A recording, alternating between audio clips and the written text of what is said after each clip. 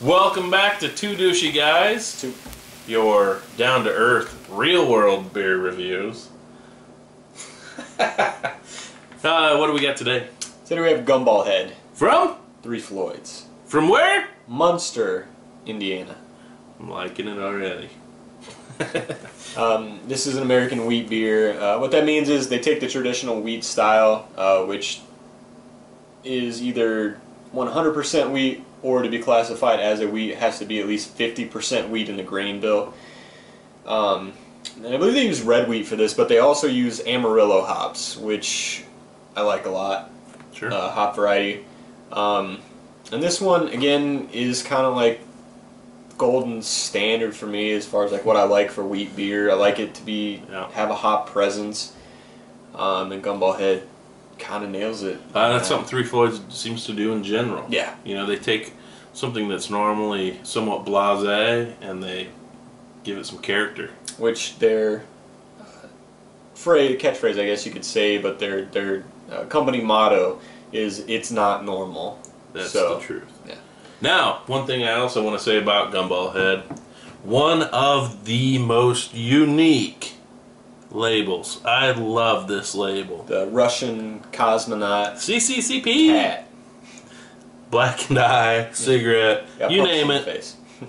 I don't know what that's all about exactly, but I love it.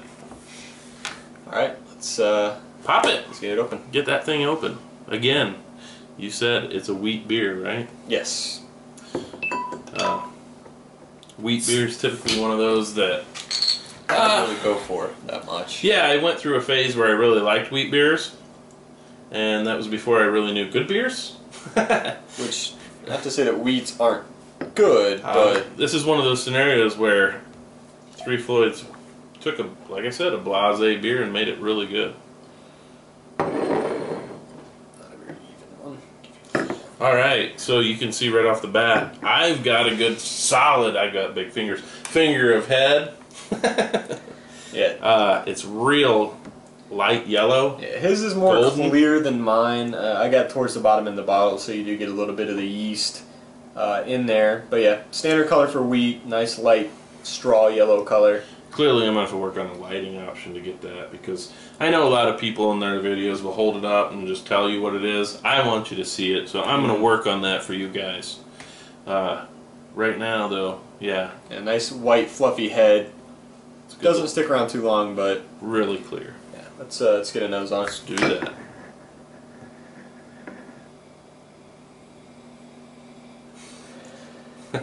Lemony right off the bat. So yeah, tons of lemon. Lemon, it's multi-layered, so like you get the lemon juice, you get a little bit of the lemon peel, the rind. You also get a lot of lemon grass. I agree. You do get a grassy nature to it.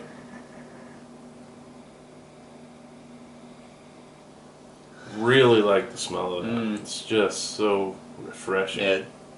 And it does have a bit of the kind of generic citrus to it, but again, it's mostly lemon forward, maybe a tiny bit of like grapefruit rind, but just lemon dominates the smell of this beer. I would agree. There's a grapefruit that comes in there and plays with it, but the lemon dominates. But it makes a really unique smell. Alright, let's get a taste. Let's do it.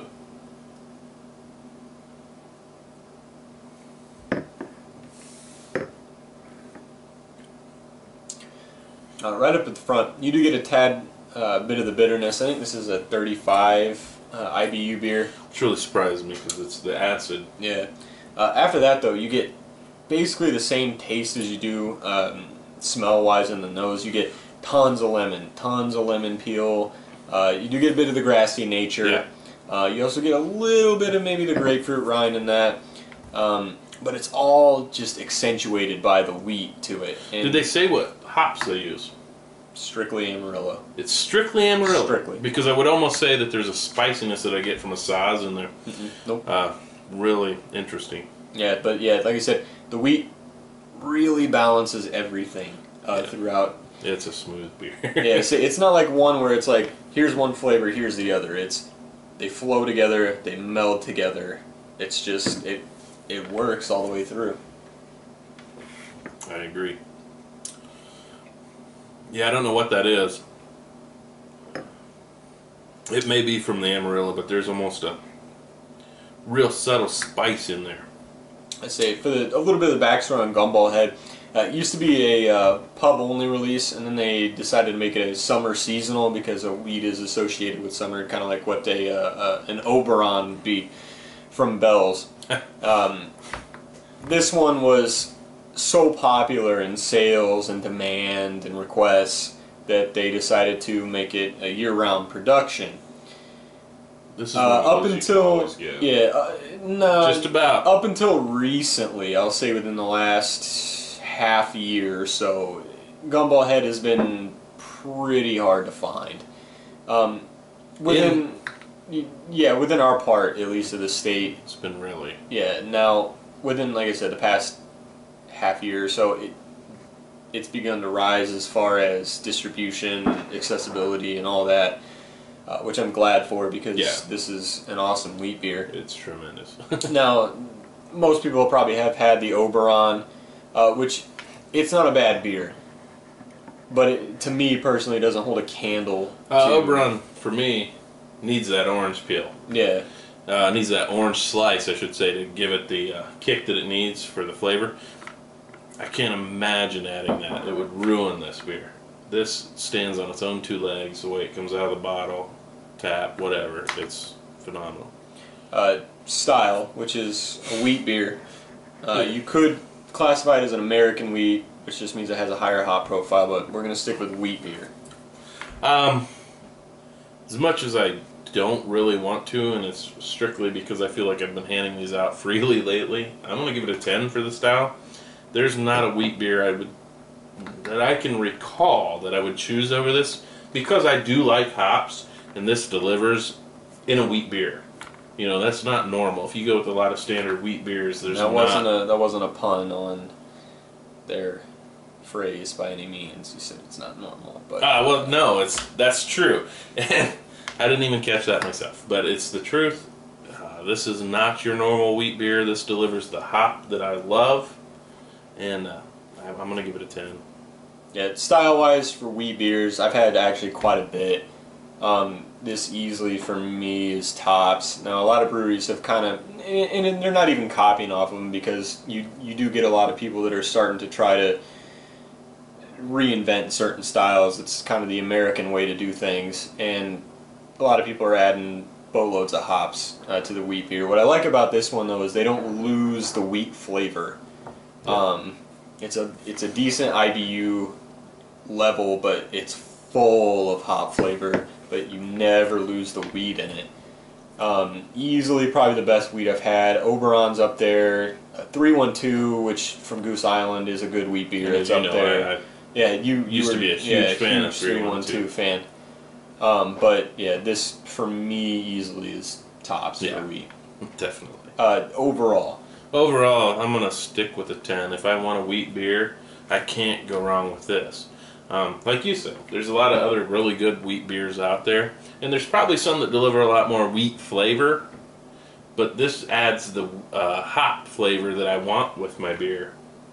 So I can't go wrong. I'm going to stick with the 10. I just love this as far as wheat goes, and I'm willing to drink this anytime it's available. If I'm in the mood for a wheat, I should say, because there are other things I'll choose over this. Yeah, for me, I'm going to keep it a 10 as well. I don't know the ABV level. I want to say it's not above 5.5. So I guess you could technically classify it as a session beer, and it was brewed originally to be a summer beer. So this is the beer that you're going to the lake, you're going to go do whatever. This is one of the ones you want to bring with you. The flavor profile is just awesome. The style, it really brought the style kind of forefront to me. It was like, oh, not all wheat beers taste the same. Yeah. It is getting more accessible. It still is kind of on the level where Zombie Dust is, where it's like, at least around here, it's available, I think, either once a week or once every other week. I know in the bigger areas like Chicago, you can get it more frequently, but I personally think it's a lot easier to get than Zombie Dust. But yeah, and again, it being a wheat, it kind of takes away from the allure, I guess. Yeah. But yeah, well, a lot of that's the preconceived notion about a way a wheat beer Yeah. tastes, you know, and you're new into craft and you go, that's a wheat, I've had wheats I don't really like, you know, I don't want that, I want some more flavor.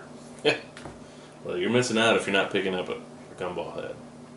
Just say, which Blue Moon I think kind of holds itself to like a Belgian style wheat beer. Or Wow. no, I guess What a no, I difference. guess it's kind of a wit. I guess it's a wit beer, so it's Totally not quite different the beer. same. But a lot of people associate like Oberon to Blue Moon, so they classify this one with it too. And They do, isn't that interesting though? no, yeah, yeah. And I don't know if it has to do with the orange garnish, kind of Right. like you were saying, but yeah, I will go out of my way for this. I did. That's why we have it. But Didn't you pick up a case of this last time we were at... yeah, we went to Munster, Indiana. God, months ago. I think it was in Yeah, it was March, winter February still. or March. Yeah, it was still real cold. But yeah, at their little. We drove through an ice storm to get there. Yeah, we did, and we got rain, ice on while Yeah. standing in line for an hour. But anyway, yeah, at the retail shop that they have there, they did have cases available, and Gumballhead was one that I wanted, so I did purchase a case of this. I think it was like $40. Really? Was it? I was Yeah, thinking it was in the 70 range. No. It didn't go above 60. I don't explicitly remember, but yeah, definitely easily worth. Easily yeah. worth it. I mean, yeah, definitely. So And I think at that time it was a little harder to get Yeah, too, so no, it was yeah. a good thing to have a lot of. It was nice to have it. yeah, 10s all across the board. Definitely. Yeah, 2DG. Hope you enjoy this. Like, watch, subscribe. Tell your friends. See ya.